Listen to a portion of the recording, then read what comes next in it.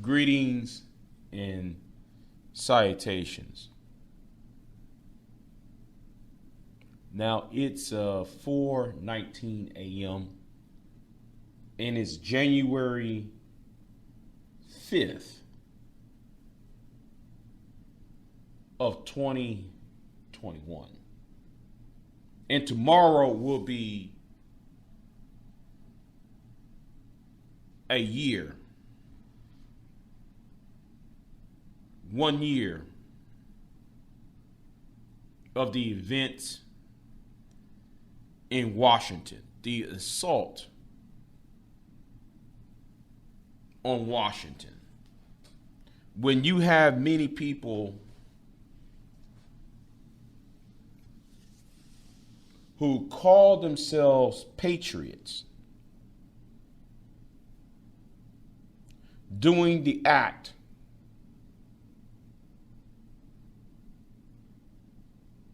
that many would say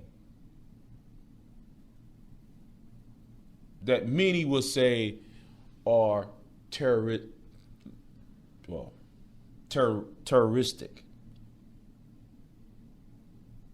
sedition. You know, I think that was Samuel Johnson. Samuel Johnson, he said this back in the 1700s. And he said this: patriotism is the last refuge of the scoundrel.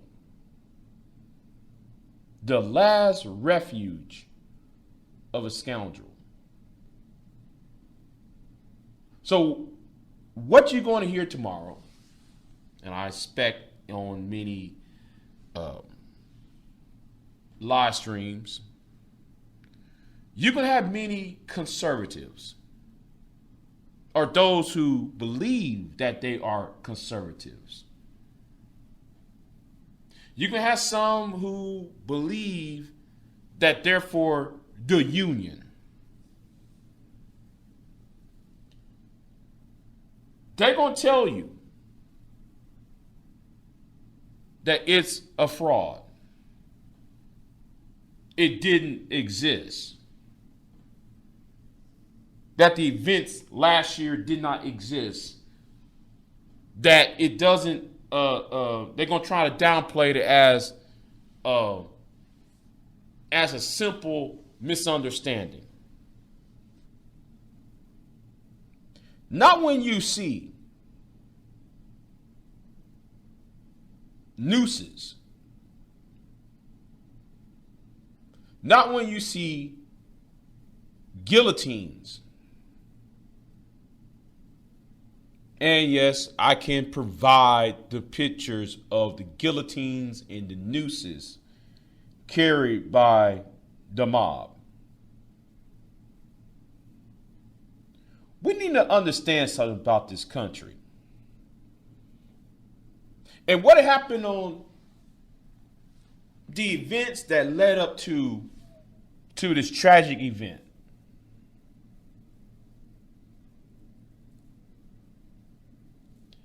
What led up to this tragic event is decades in the making. I said decades. Now, I can sit here and tell you it's been decades since the events, the assassinations of the 1960s, the economic destruction of the 1970s, the eroding of the moral fabric of society during the 80s and 90s. The fear that was generated since 9/11.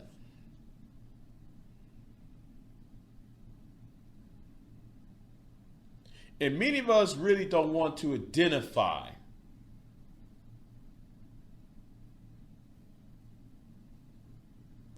the real issue. You see, the way I see it is that there are two camps or two ideologies. And when I said two ideologies, I'm not talking about conservatism or liberalism, nor I'm talking about whether you're a Mason or an Elk. I'm not talking about whether you are a traditionalist or a non-traditionalist. What I'm referring to is the two schools of thought. One is cultural nationalism and a civic culture.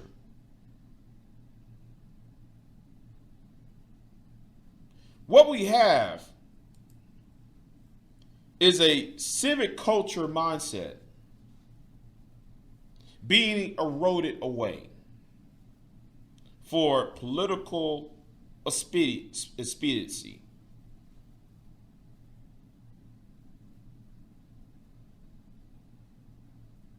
Now let me remind you what is a civic culture. A civic culture is a form of nationalism identified by political philosophers who believe in an inclusive form of nationalism that adheres to traditional liberal values of freedom, tolerance, equality, individual rights, and multiculturalism.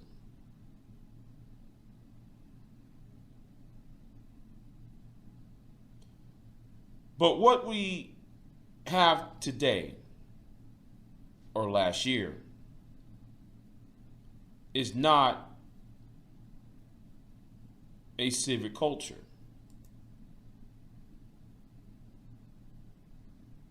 What we have on Washington last year was something that amount to a mob rule. A rule that was conjured by a spirit of loss,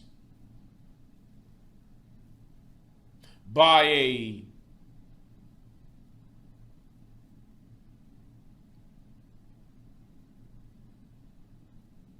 demon of uncertainty.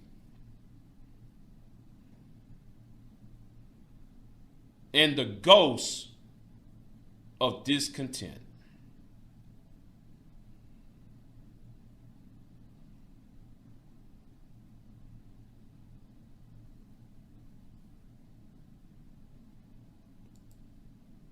And this is a very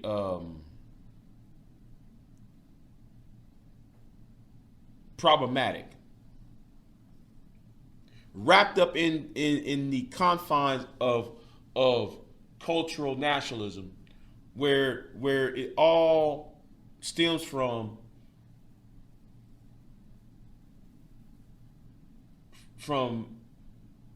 mistrust and angst. Which is why you're going to see people who conduct themselves in cultural nationalism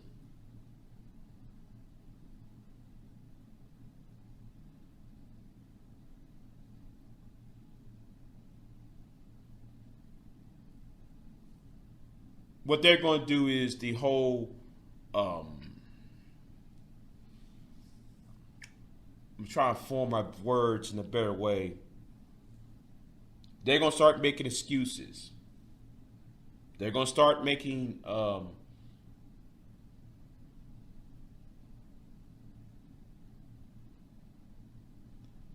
going to start shifting blame. They're going to start doing conspiracy theory. While at the same time, they're going to be hypocritical about what it is to be an American, about what it is to be a functional member of society, and how to be, in its key word, a patriot.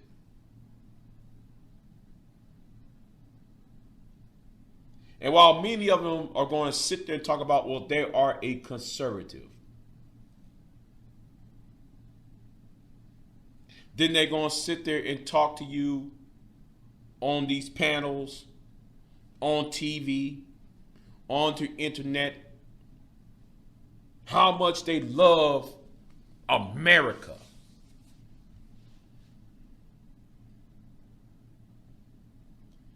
But I believe that many of these people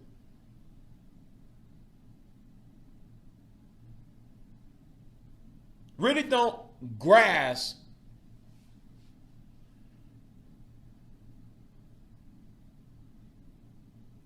the understanding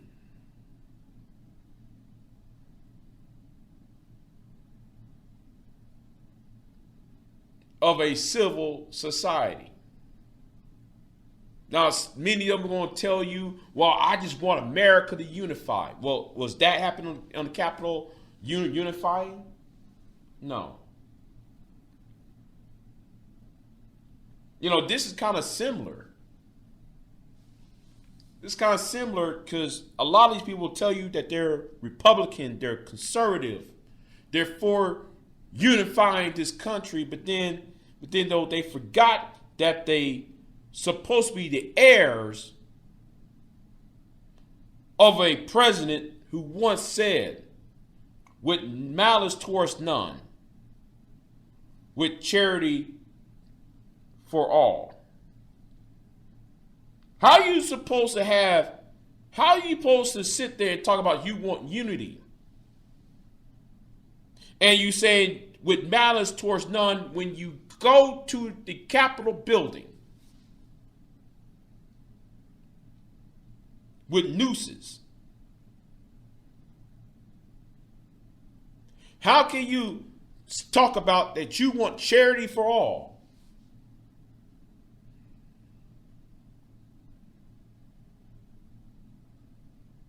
when many of you refuse to talk about, refuse to acknowledge about votes being taken away or to extend the voting rights to other people who is not of your ethnicity or your political persuasion? And do not tell me that you are in the firmest in the right as God give us the light to see. When many of you call yourself Christian while y'all doing the devil's work,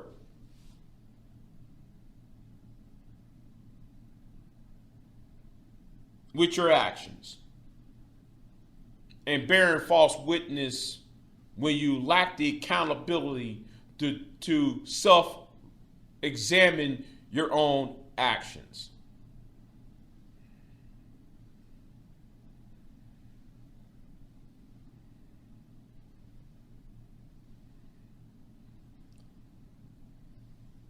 I believe there is an issue about a civic culture, civic nationalism.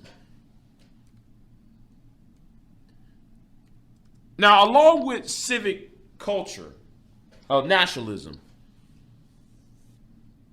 and somebody warned us a long time ago. I think though that was Gabriel Album, and I wrote the book called The Civic Culture. And the problem with our society is that is displayed that we lack in our society is the orientation towards political system in both the political and government senses, pride in the aspects of one nation, the expectation of fair treatment from government authorities, the ability to talk freely and frequently about politics, and emotional involvement in elections, tolerance. See, this is where I'm about to go at. The tolerance towards opposing parties or ideologies. We don't see that behavior. But let me continue on with the list. A valuing of active taking part in local government and civic associations. Self-confidence in one's competence to take part in political affairs. Civic cooperation and trust. Membership in political associations. But because of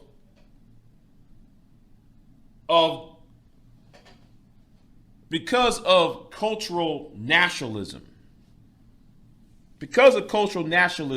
it breeds the whole issue of the cult of personality. The cult of personality loves, breeds,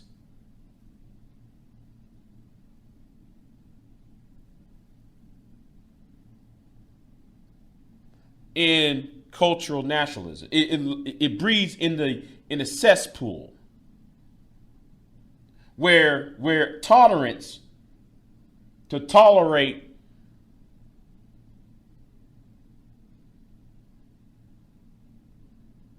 the disagreement of the opposing party, opposing view is only met with anger, with furious anger, and call somebody a Marxist, a communist, a socialist, without any regard of the facts. When things that are self-evident is no longer self-evident. Things that are supposed to be true and can be tested as truth and as facts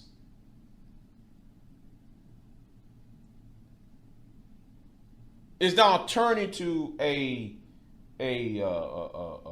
when facts turn into opinions. When words change meaning.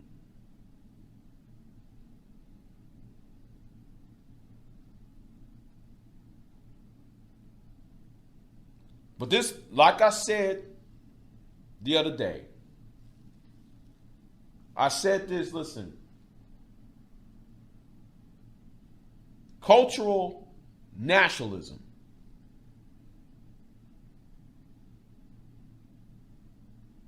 is a very poisonous drug.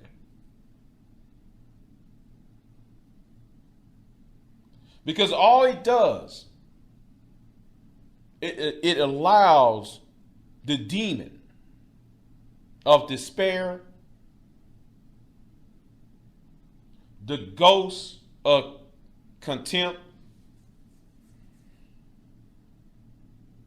and the spirit of this enfranchisement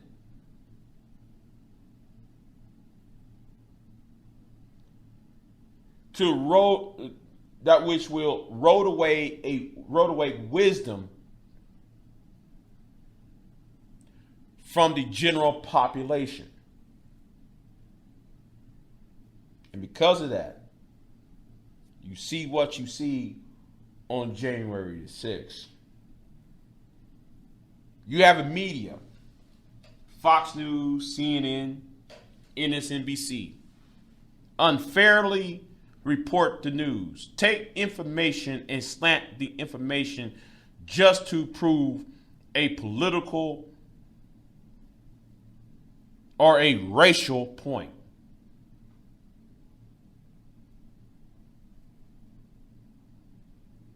You have an education system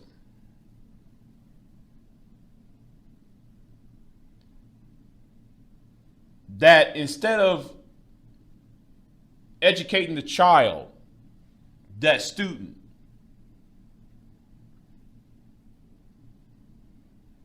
to be that all they can be, to be the person to their best nature.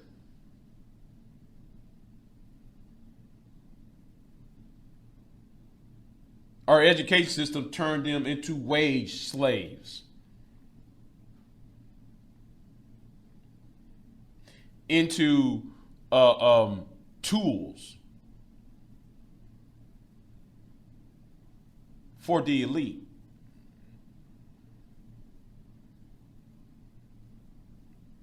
And mere human robots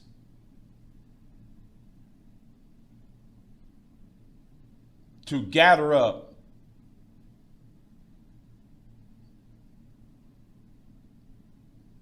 monetary gain, to be used for monetary gain rather.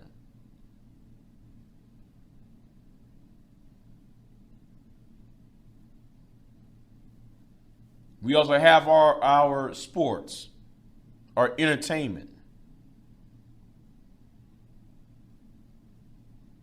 Instead of being used to entertain, it uses itself to be a religion. Whereas the mega churches is now nothing more than a hip hop club.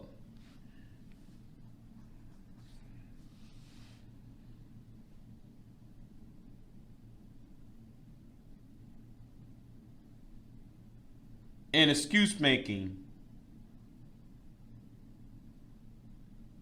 for evil and sinful deeds.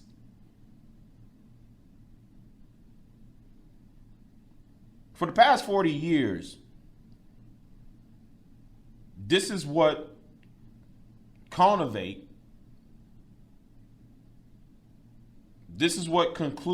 to January the 6th. And all of the riots of 2020. But this one, what happened in Washington, D.C., is a lot more dangerous. Because the nuclear football was in the vicinity of the Capitol building, in the House chamber, where the Speaker of the House and the Vice President of the United States was there. And nobody who supported the former occupant of the White House never asked themselves, what if that Secret Service agent that was guarding Mike Pence, the Vice President,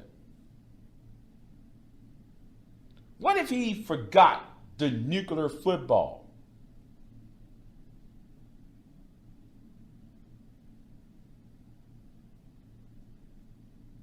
What if those people that went into the congressperson's, I think that was Speaker of the House's office, and met up, and they swamp into a person's office, and the person was there.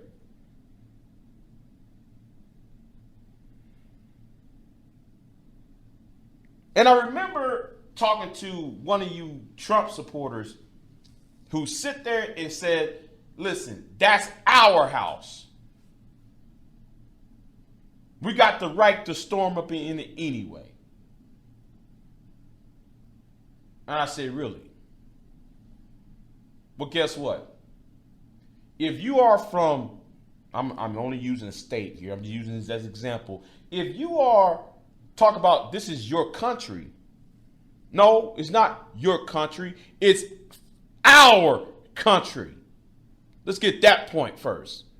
And second of all, while we're having this conversation, now I told this person, if you from Missouri, you got no business trying to go to a California congressperson to pull that person out of their congressional office. You got no right.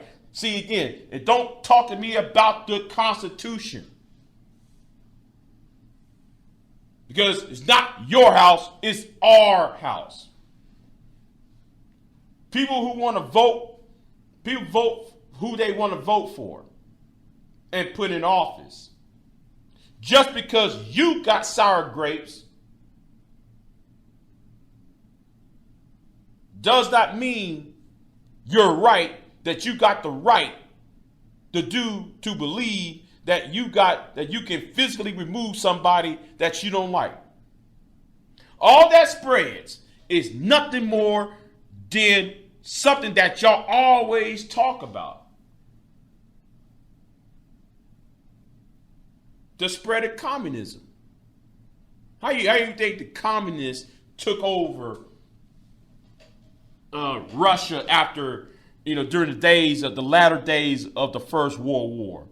Because people like yourself try to take over government buildings in a state of rage, instead of being mindful and gaining wisdom, because a lot of y'all don't have wisdom.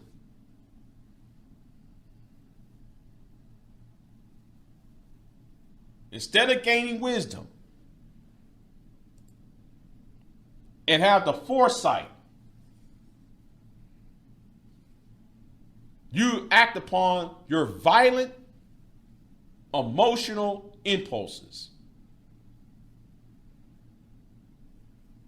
This is how dictatorships, communism, Nazism, fascism, totalitarian governments begin with ideas when you remove wisdom from the equation. When you remove a functional civic duty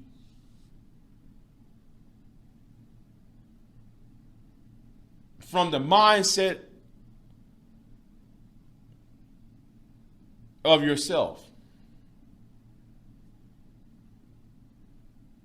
Now, I know somebody might ask,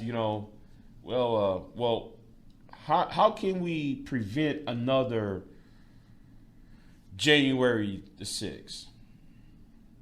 How can you prevent another event like that? How can you prevent another,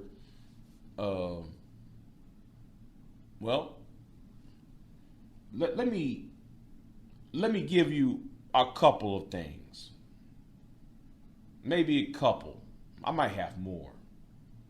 But here's a couple of things.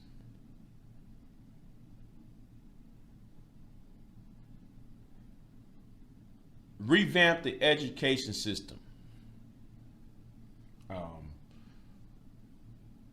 We need to start teaching what critical thinking is. The second thing, this is my favorite one. Bring back the fairness doctrine. Far too long we have our media.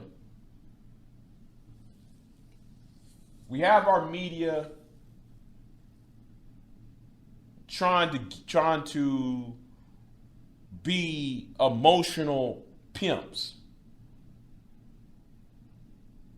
Try to spin stories and not being truthful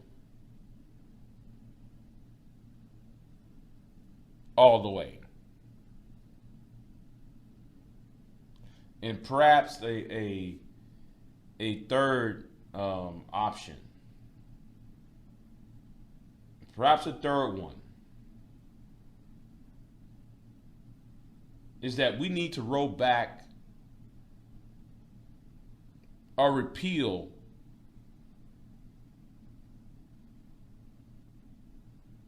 the law that mental illness should not be addressed. I think the mental institution should be back in America because we are allowing the demagogues and the people who are off kilter